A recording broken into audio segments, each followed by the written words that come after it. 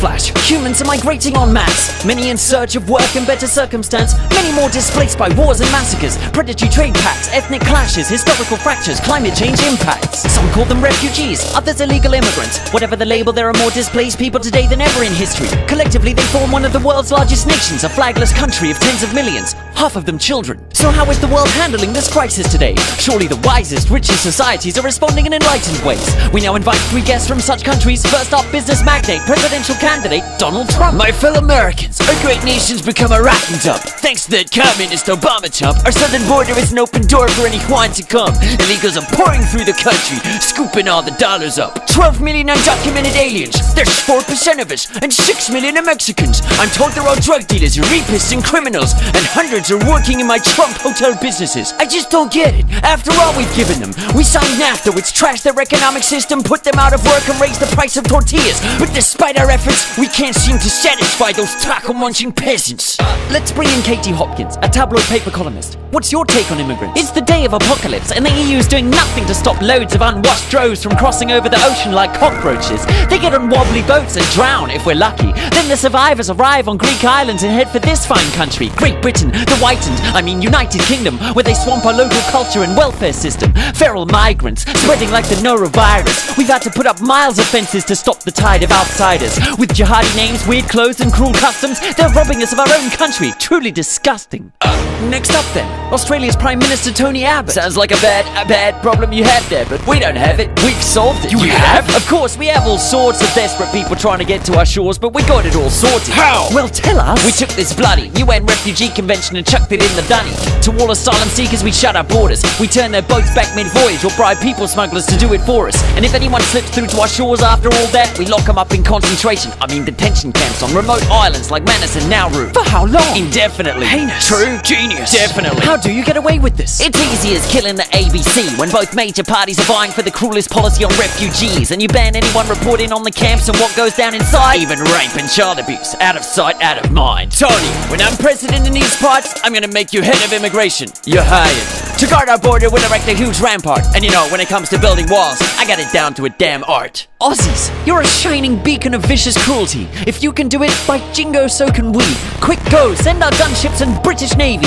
Blow those sweaty Syrians straight out of the flipping grey sea. Ripping, Katie. Glad to be an inspiration. Well, it's great to see such close collaboration between nations, but is it ethical? Let's pose that question to Mr. Moonseed from the NGO Real Humans Say Welcome. Greetings, xenophobic pundits. My preaching from the pulpit today shall focus on the gleeful topic of oneness. Different cultures can bring new and positive customs, great food, music, yoga, hot people, a melting pot of abundance. We need to open our borders and receive the magic. Let people roam the globe, choose love, not fear and panic. Unless, of course, they're trying to migrate to Atlantis, which is reserved for me, the highest race on the planet. Multiculturalism means the death of our fragile white race. They're trying to wipe us out without a trace. Only white countries are forced to mix with other ethnic types. Dead right. If we get lax on immigrants, it'll be white genocide. Genocide? That's an interesting choice of expression. Didn't you yourselves migrate to the countries you now live in and push the locals out of their homes, imposing your own language, laws and culture across their homelands? Exactly. You saw how that went for Native Americans and for Aborigines. We are living proof of the danger of immigrants. They'll steal the land we stole, invade our barbecue areas. I'd rather leave than witness this. Don't try to come to Atlantis, you barbarians!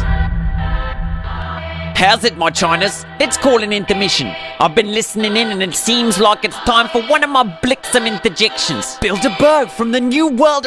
No introductions. I'm pleased to see that you're focusing your anxieties on the hordes of poor people trying to flee to your borders and shores, seeking sanctuary from scarcity, wars and eco-catastrophes, rather than focusing on these migrants who cross all borders at will, overriding the laws of your countries, wreaking havoc, destroying thousands of local jobs and paying no taxes. Corporations are people too with special needs. Right now, while you scream about migrants and the refugees, you're about to see the signing of 3 giant corporate treaties: the TTIP, TISA and TPP. Free trade agreements. Indeed, so free that they're being negotiated in secret. The only details we've seen are thanks to these drafts leaked by whistleblowers and published by WikiLeaks. Worried about migrants affecting the economy when they barge in? Wait till you see these trade pacts annihilate the job market, slash wages and leave collective bargaining rights discarded. Worried about your sovereign laws, these treaties will override them, so foreign companies can make you a lawsuit target if your country ever threatens their potential margins. Worried about guarding your culture from outsiders? These treaties will extend copyright terms for decades after, siphoning knowledge out of the public domain and robbing you of your collective culture and scientific gain. And the spoils from all this plundering will be taken, not by local populations, but by foreign corporations. We welcome that kind of immigrant here. Here too, we give them visas and let them lead the queue. My faithful minions, I knew we could count on your commitment. Whoever said your immigration policies lacked compassion and wisdom. Thanks to our guests for engaging in this conversation on the contentious issue of migrations on the planet. Mass exoduses like the ones we're witnessing cause real problems and tensions, there's no question. But as we've discovered, when it comes to managing borders and cultural habitats, these migrations are just one part of a larger pattern. Yet this is the part we're told to fear and fret about. Why does that happen? By now we should have gathered this. When politics, lobbyists, business and media machinate to divert, scramble and mangle our view of the world we're inhabiting, we'd be wise to ask ourselves, whose interest does this skewed perception actually benefit? Someday historians will look back and label this the age of mass displacements and assess how we handled it. Will they condemn our blindness or celebrate our vision and humanity? That's up to us in the present, where history is happening.